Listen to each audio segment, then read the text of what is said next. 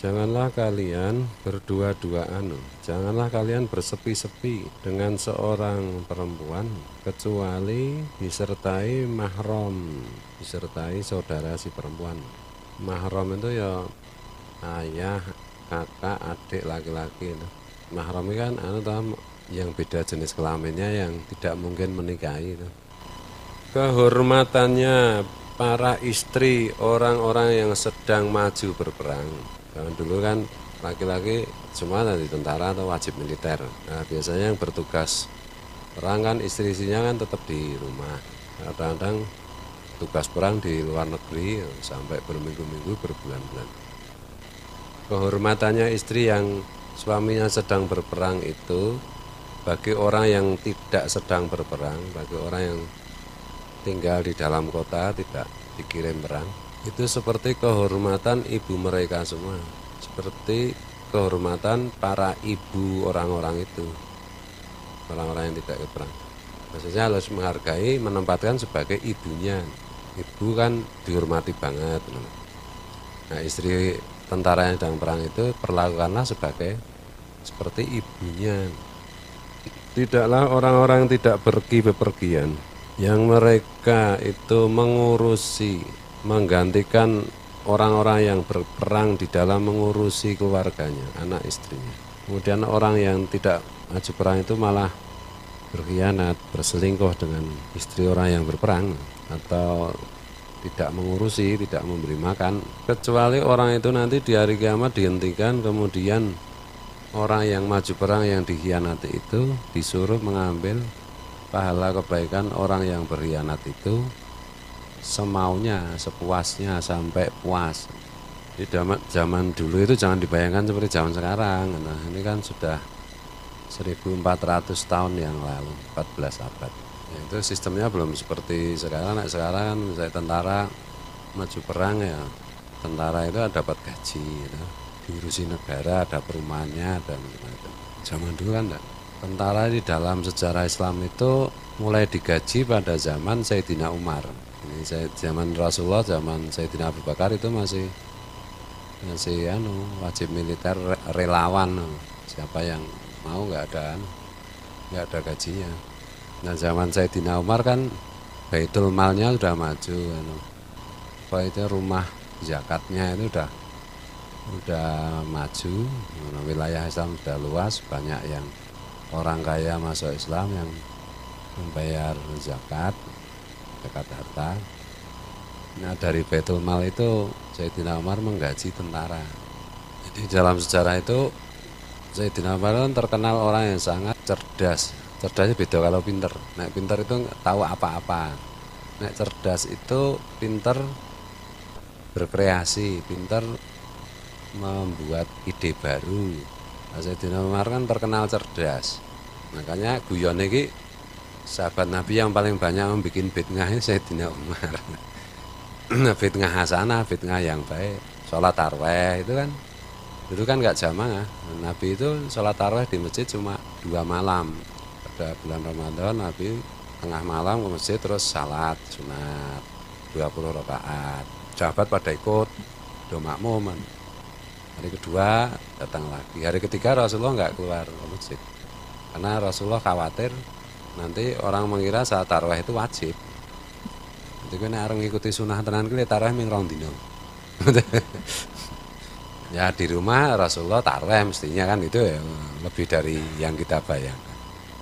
Nah, waktu Rasulullah tarawih itu juga ada yang makmum, ada yang enggak, bebas-bebas saja. Nah, di zaman Sayyidina Umar lama-lama kan banyak orang yang ke masjid pada tarawih sendiri-sendiri, ribut kan itu. Siji walad dolin, Allahu Akbar. Kita bismillahirrahmanirrahim, sami Allah mana kacau kan. Saya dengar wis keramutu ya. Saya bareng wae, bareng-bareng dibuat jamaah. Makanya yang membuat sholat tarawih berjamaah itu Sayyidina Umar. Sayyidina Umar lah itu berkata, nah ini bid'ah yang enak banget. Kan zaman Nabi belum ada. Kemudian as-shalatu khairum minan naum itu juga Sayyidina Umar itu. Zaman Sayyidina Umar menjadi Amirul Mukminin. Kalau Sayyidina Abu Bakar kan khalifah, ya. Sayyidina Umar itu Amirul Mukminin. gelare. Amir itu kan ketuanya orang-orang yang beriman. Dulu saat subuh ya dan biasanya tidak pakai as-sholatu khairum minan naum. Setelah zaman Sayyidina Umar, banyak orang Islam yang dan subuh ya ndablek kayak dhewe dah. Dah mulai itu Sayyidina Umar tambahi saiki pakai as-sholatu khairum minan naum.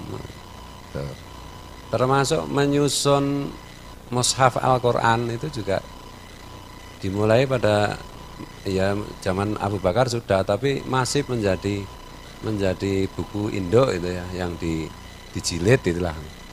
Itu zaman Sayyidina Umar. Kemudian dilanjut di repro di zaman Sayyidina Osman. Jadi mushaf Al-Qur'an itu juga bid'ah. Iya, zaman Nabi ya enggak, zaman Nabi ya Quran ini surat Yasin itu ya ada yang ditulis di jenis kulit kambing apa kulit biasanya dipakai kulit kambing ya tulang ya itu. Jadi moco Yasin nek rong apal ya tulisannya saka tulang-tulang itu. Anu toh Yasin Al-Qur'anul Hakim ya gitu. Nah, cuwilan-cuwilan tulang toh. Nah, zaman Sayyidina Umar mulai dibukukan dengan tertib. Zaman Sayyidina Ali mulai direpro, diproduksi. Zaman dulu ya reproduksinya itu ya ditulis. Nah, belum ada mesin cetak. Kirim ke banyak penjuru daerah Islam lain. Itu yang disebut dengan mushaf Utsmani kan. Apa mana ya? Pokoknya Sayyidina Umar ini bikin acara macam-macam. Dan Rasulullah memang sudah bilang bahwa apa yang keluar dari idenya Sayyidina Umar itu pasti benar, di zaman Rasulullah pasti benar. Umar itu ada orang yang memiliki ilham yang benar. Jadi ide ilham itu kan ide loh. Ilhamnya aneh-aneh itu bener kabeh. Iya. Yang pasti dijamin benar itu kan oleh Rasulullah kan 4 sahabat. Sayyidina Abu Bakar, Sayyidina Umar, Sayyidina Utsman, Sayyidina Ali.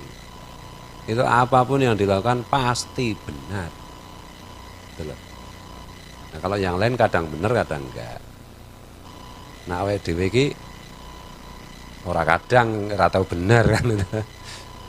Tapi Sayyidina Utsman, Sayyidina Ali, Sayyidina Umar, Sayyidina Abu Bakar semuanya itu oleh kelompok radikal dikafirkan.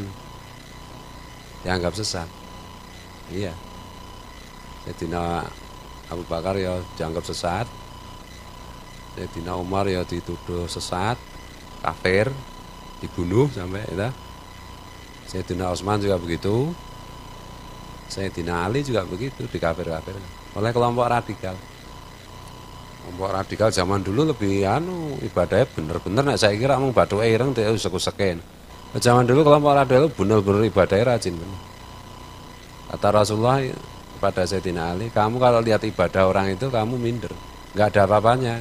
Kamu sehari baca Quran berapa jam, dia lebih banyak. Kamu sehari salat sunat berapa rakaat, dia lebih banyak lah. Kamu dalam 1 minggu itu puasa itu berapa hari, ya, dia lebih banyak lah. Orang radikal serba banget. Itu radikal. Dan itu di ahli neraka. Kata Rasulullah itu nanti itu ada, Rasulullah memberi istilah itu anjing-anjing jahanam. Anjing-anjingnya neraka jahanam. Nek anjing surga ya penak no.